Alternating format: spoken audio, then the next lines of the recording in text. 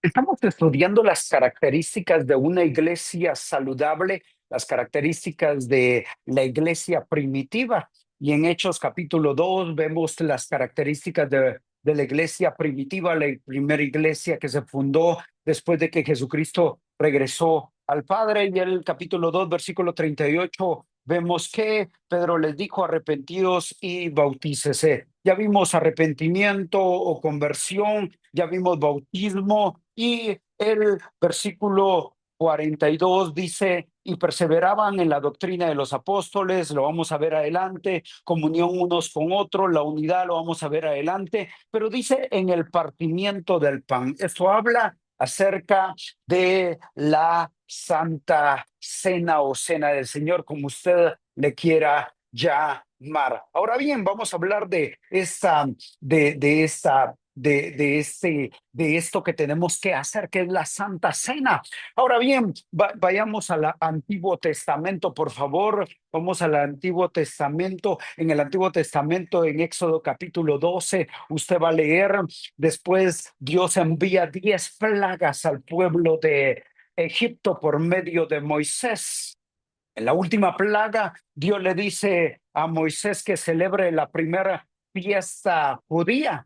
La primera fiesta judía que se realiza es la Pascua.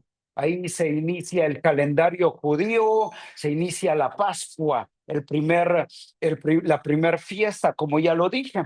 Y Dios les dice en el capítulo 12 de Éxodo, versículo 5: el animal será sin defecto, macho de un año, lo tomaréis de las ovejas o de las cabras. Versículo 6: lo guardaréis hasta el día 14 de este mes, lo inmolará toda la congregación del pueblo de Israel entre las 2 tardes. Versículo 7: y tomarán de la sangre y la pondrán en los 2 postes y en el dintel de las casas en que lo han de comer. Ellos tenían que sacrificar un cordero, lo tenían que matar, y la sangre lo iban a poner en los postes en las columnas de la puerta y en la parte de arriba de la puerta. Y el versículo 12, cuando Dios iba a pasar, dice: pues yo pasaré aquella noche por la tierra de Egipto y heriré a todo primogénito en la tierra de Egipto, así de los hombres como de las bestias, y ejecutaré mis juicios en todos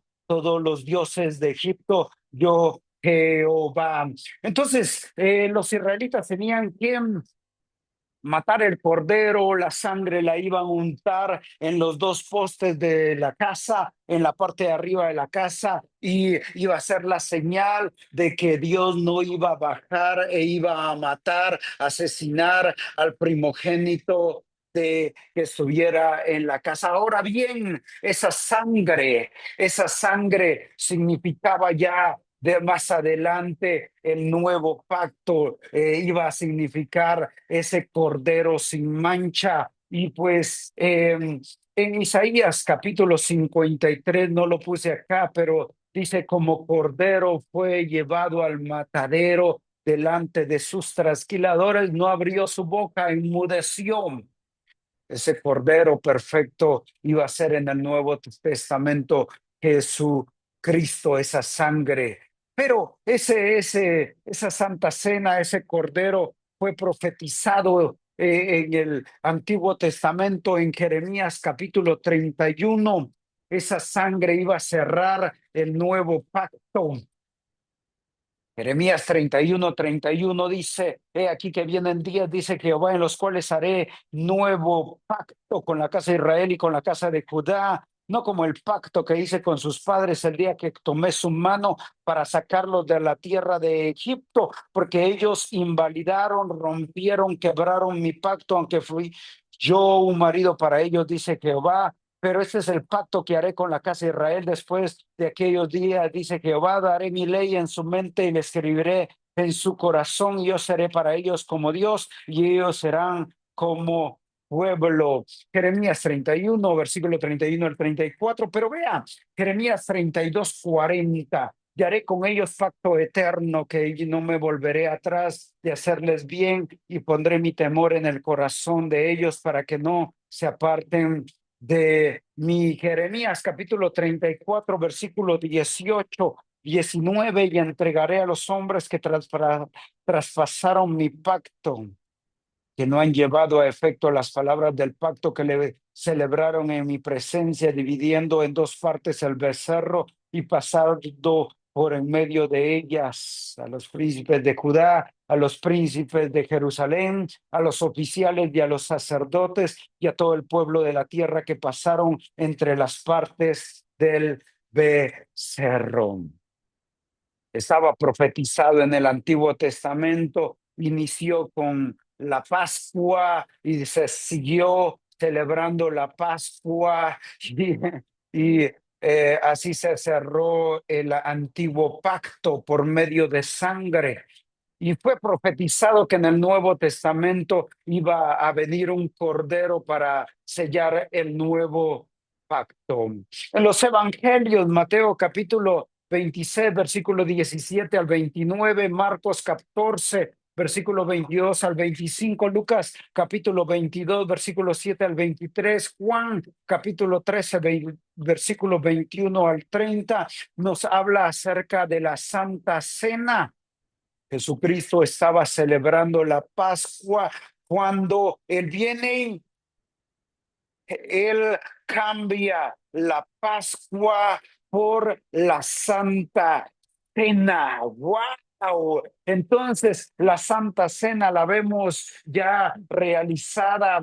Dios cambia la Pascua por la Santa Cena y Él dice, él cambia ello. Y ya vimos en Hechos, se empezó a realizar esa Santa Cena, pero el apóstol Pablo viene y le da otra connotación a esa Pascua que Jesucristo celebró en la Santa Cena, y él dice en 1 Corintios capítulo 11, versículo 23, porque yo recibí del Señor lo que también os he enseñado, que el Señor Jesús, la noche que fue entregado, haciendo relevancia a Mateo, Marcos, Lucas y Juan, el Señor Jesús, la noche que fue entregado, tomó pan y habiendo dado gracia, lo partió y dijo, tomad, comed, eso en mi cuerpo que por vosotros es partido, haced esto en memoria de mí. Asimismo también tomó la copa después de haber cenado, diciendo, esta copa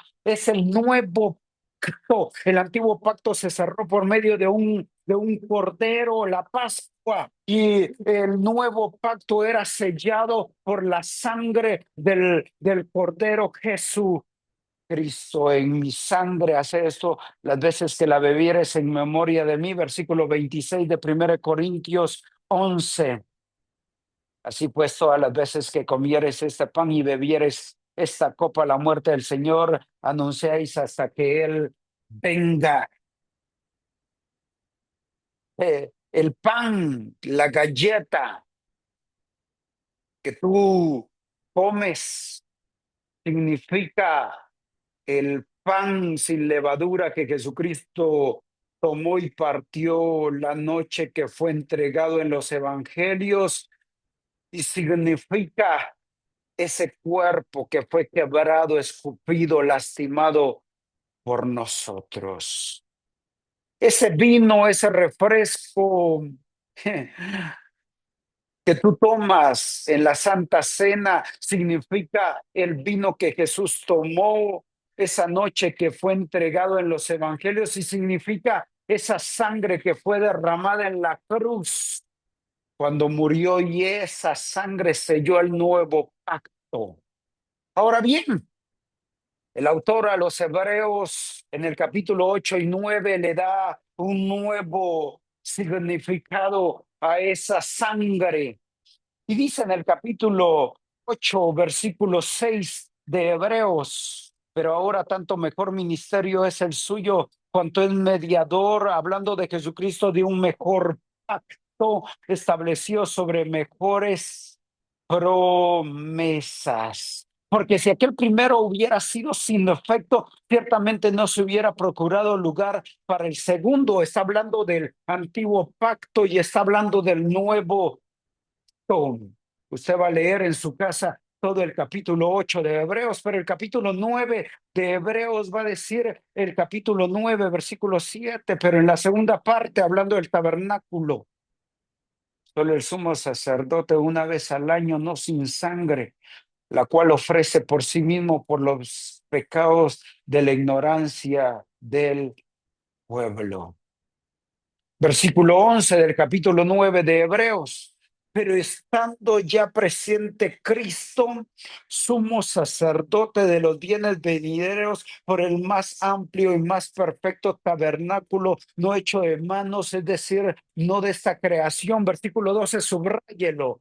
Y no por sangre de machos cabríos ni de becerros, hablando del Antiguo Testamento, sino por su propia sangre entró una vez para siempre en el lugar santísimo, habiendo obtenido eterna redención, salvación, liberación. Versículo 13. Porque si la sangre de los toros y de los machos cabríos, Antiguo Testamento, y las cenizas de las becerras, Antiguo Testamento, rociada a los inmundos, santifican para la purificación de la carne, versículo 14, subráyelo.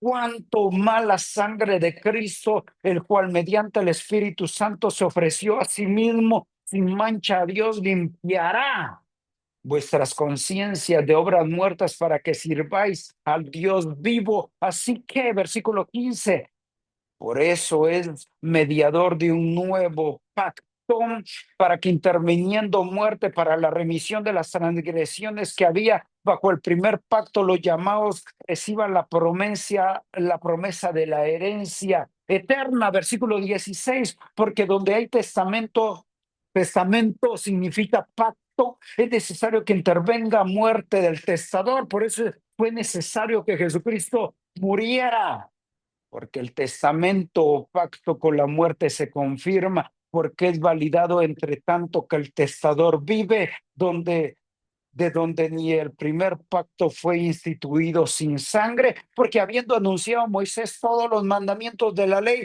a todo el pueblo, tomó la sangre de los becerros, de los machos cabríos, con agua, lana escarlata y hisopo, y roció el mismo libro y también a todo el pueblo. Versículo 20, diciendo: esta es la sangre del pacto que Dios ha mandado. Y además de esto, roció también con la sangre el tabernáculo y todos los vasos del ministerio. Subraya el 22. Y casi todo es purificado según la ley con sangre, y sin derramamiento de sangre no se hace remisión.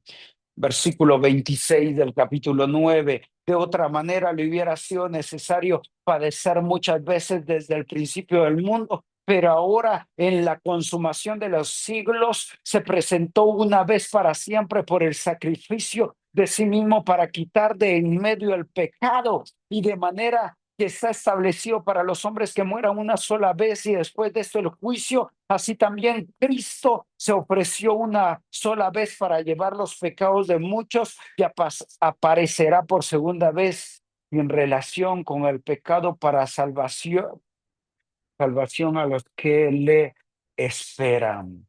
Capítulo 10, versículo 12. Pero Cristo, habiendo ofrecido una vez para siempre un solo sacrificio por los pecados, se ha sentado a la diestra de Dios. Versículo 14. Porque con una sola ofrenda hizo perfectos para siempre a los santificados, a usted y a mí.